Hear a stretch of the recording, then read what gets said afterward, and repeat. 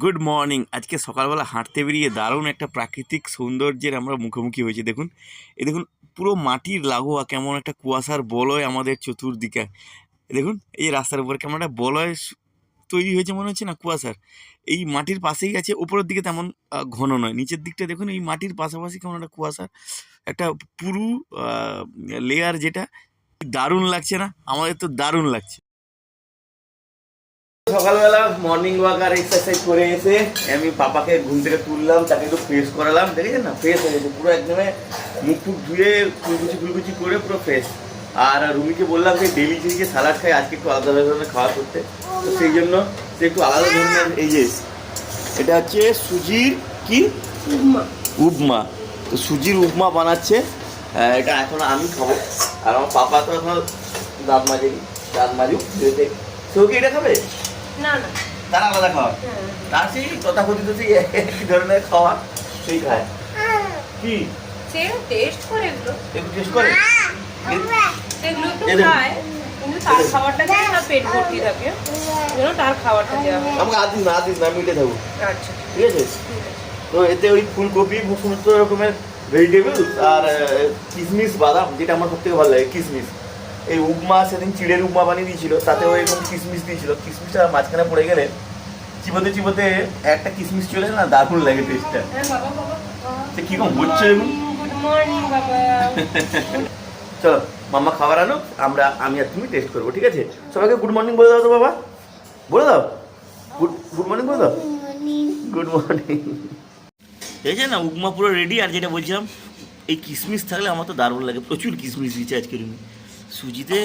দেখুন, এখানে বিনস আছে, এখানে কিশমিশ আছে, কাজু আছে, ফুলকপি আছে। তো এইসব দিয়ে বানিয়ে দিয়েছে। সকাল গাজরও আছে, যে হালকা হালকা গাজর দেখা যাচ্ছে। তো সকাল সকাল পুরো হেলদি ব্রেকফাস্ট আমি খাবো, আর পাপা আমার কোলে। কি দেখবে? ছোট মাছ দেখবে। ছোট মাছ এখন কোথায় দেখবে? শুধু ফোন দেখবে, ফোনে মাছ দেখে আর হচ্ছে বক, তার প্রিয় জিনিস দুটো।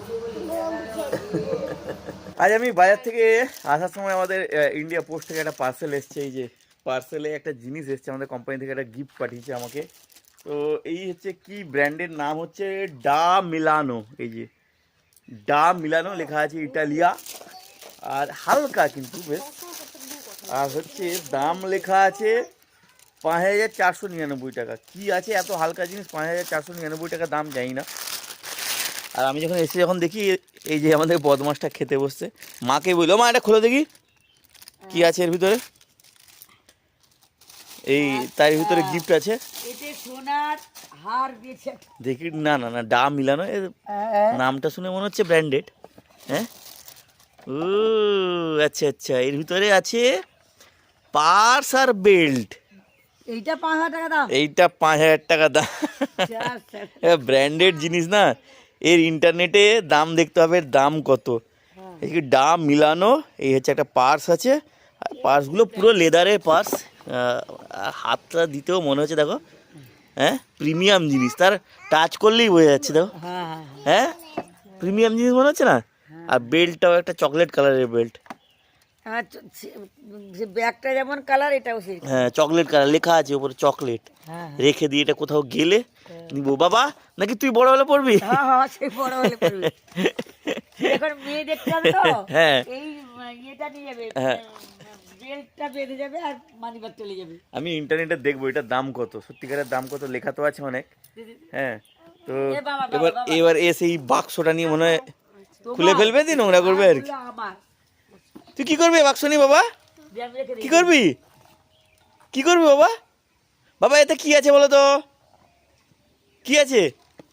বাক্সটাও খুব সুন্দর। হ্যাঁ, বাক্সটা মজবুতি বাক্স। হ্যাঁ, ডা মিলানো, ডা মিলানো, মানে ইটালিয়া ফিটালিয়া লেখা আছে এরকম, মানে ইটালির প্রোডাক্ট হবে। দাম তো অনেক। এবার সত্যিকার ইন্টারনেটে দেখতে হবে কত দাম।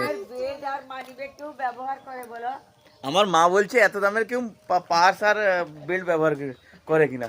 মা তাহলে ওই সেই লুই ভিটোর দাম শুনলে মা একদম অজ্ঞান হয়ে যাবে। যেগুলো 1 লাখ 1.5 লাখ টাকার পার্স, 1 লাখ 1.5 লাখ টাকার জিনিসপত্র সেগুলো।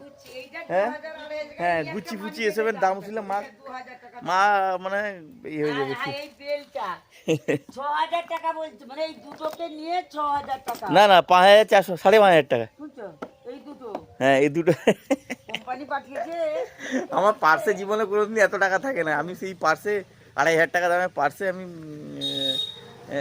পার্স ব্যবহার করবো, আর বিলটো 2,500 কোম্পানি দিয়ে পাঠিয়েছি আর কি। কোম্পানি গিফট পাঠায় প্রতি বছর। এই যে সত্যি মানে হাতে নিয়ে ফিল করা যাচ্ছে যে এটা প্রিমিয়াম জিনিস।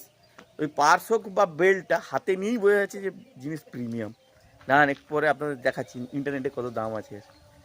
দাম মিলানো বেল্টস, তো এই দেখুন এই যে উপরে এসছে এখানে কত দেখাচ্ছে। এই সেটটার দাম দেখাচ্ছে এই দেখুন 4,674 টাকা। তো ব্র্যান্ডেরই জিনিস, এটা ভুলভাল নয়। ঠিকঠাকই ওইখানে যে ওর ওপরে 5,000 সামথিং দাম লেখা আছে, এটা কিন্তু ভুলভাল নয়। এই যে আমারটাও এরকম chocolate wax leather men's wallet and belt gift set, তো দাম ঠিকঠাকই দেখাচ্ছে, ভুলভাল নয়। মানে 4,600 কম্বো প্যাক হচ্ছে 4,674 টাকা এদের অফিসিয়াল ওয়েবসাইট থেকে। এই যে ডা মিলানো ইটালিয়া, এদের অফিসিয়াল ওয়েবসাইটেই দেখাচ্ছে এই দাম। এই যে বুঝেছেন না, এই যে তো ভুলভাল জিনিস দেয়নি। কি বলেন আপনারা? কি বাবা, কিটা কিটা কি কি ছিল?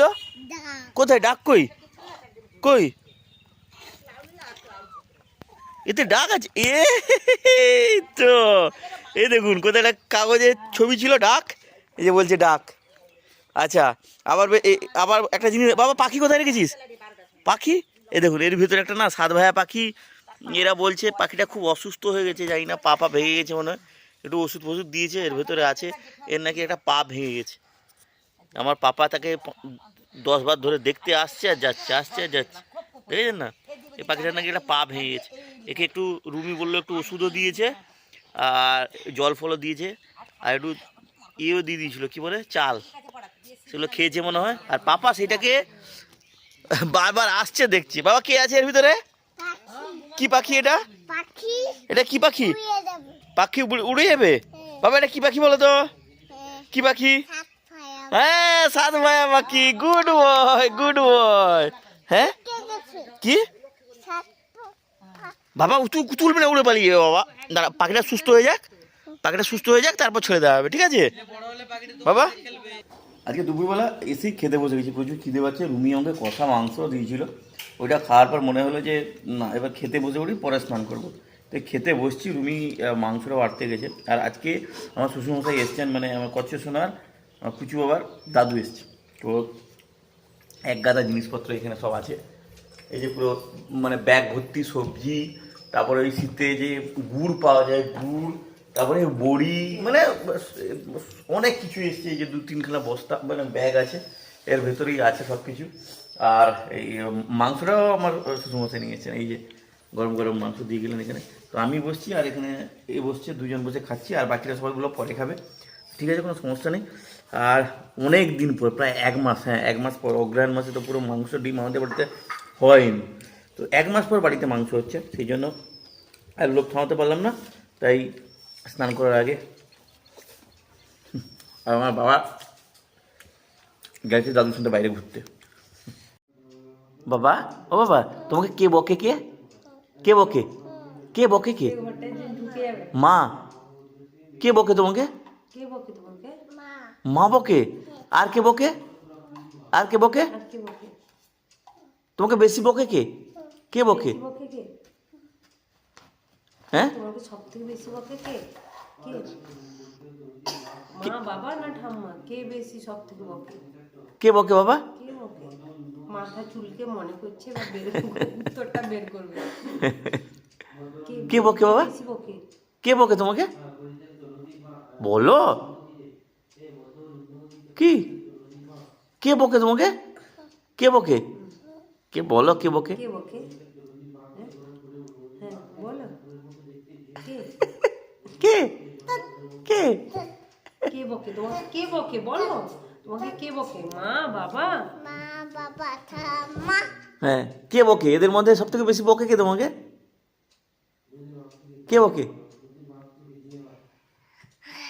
আয়। অনেক ভেবে চিন্তে উত্তর দিয়ে মনে হচ্ছে। কে বকে? ঠান্ডা লাগছে। ও বাবা। সে ছোট রুমটা ঢুকে যায়, হ্যাঁ সেখানে একটা বাচ্চার ছবি আছে। বাবু যখন আমার ছিল তখন হচ্ছে আমি ওই ছবিটা রেখেছিলাম দেয়ালে, দিয়ে ওই ফটোটা রেখেছিলাম। বাবু এখন ওই রুমে ঢুকে ওই ফটোটা দেখে, দিয়ে বলে মা ভাই। আজকেও ঢুকেছিল, দিয়ে বলছে মা মা দেখো ভাই, ভাইয়ের ফটো, ভাই। বাবা সে এখন নিজের ফটো দিলে নিজেকেই চিনতে পারে না। বাবা বাবা ওই রুমে কার ফটো আছে? কার ফটো? দেয়ালে কার ফটো আছে বাবা? কার ফটো বলে দো বাবাকে। কার ফটো? ভাইয়ের ফটো। হ্যাঁ, বা তুমি বলো, তোমাকে কে বকে বেশি? কে? ভয় দেখানো হচ্ছে। হ্যাঁ, কে বকে তোমাকে? কি? ই বাবা, আমি ভয় পেয়ে যাচ্ছি গো বাবা। ই বাবা রি, বাবা রি, কি ভয় লাগছে। ই বাবা, এরকম ভয় দেখায় চোখ বড় বড় করে? ইয়ে বাবা রি, ই বাবা রি, বাবা আমি তো খুব ভয় পেয়ে যাচ্ছি। হ্যাঁ, খুব ভয় পাচ্ছি। উফ, ইয়ে বাবা গো, কি ভয় দেখাচ্ছে গো। বা বাঘ কেমন করে? বাঘ কেমন করে? বাঘ কেমন করে? হ্যাঁ, হালুম করে। ইয়ে বাবা গো,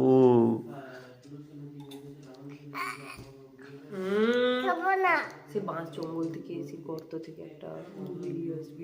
চলে আসবে। বাবা বাবা কত বড় উ এসছে? কত বড়, কত বড়, কত বড় উ এসছে? এত বড় উ এসছে? তুমি উ দেখেছো? হ্যাঁ, উকি বলছে, উকি বলছে, উ কি বলছে? কি বলছে? উ কি বলছে? না, এখানে একটা তবলা ক্লাসে ভর্তি করতে হবে। যাই দেখে তাই একদম বাজাতে থাকে। যাই দেখে, জলের বোতল থেকে শুরু করে, টেবিল থেকে শুরু করে। হ্যাঁ বাবা, তা তাল একদম লেগে যাচ্ছে একদম। হ্যাঁ, এ কি হচ্ছে? ঢোল?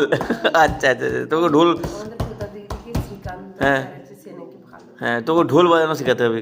তুই কি ঢোল বাজানো শিখবি বাবা? সে প্রথম হ্যাঁ? ক্লাস করে না? হ্যাঁ, কে জানে, চাই না, খোঁজ নিতে হবে। বড় হবু, আগে কথাবার্তা বলতে শিখু ঠিকঠাক।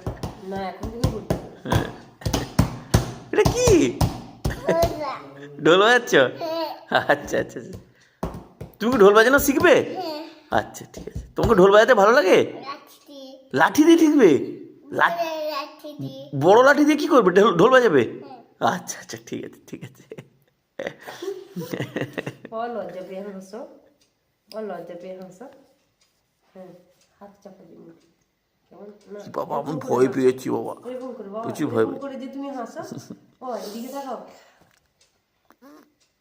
ও তুমি এরকম যে হাসো।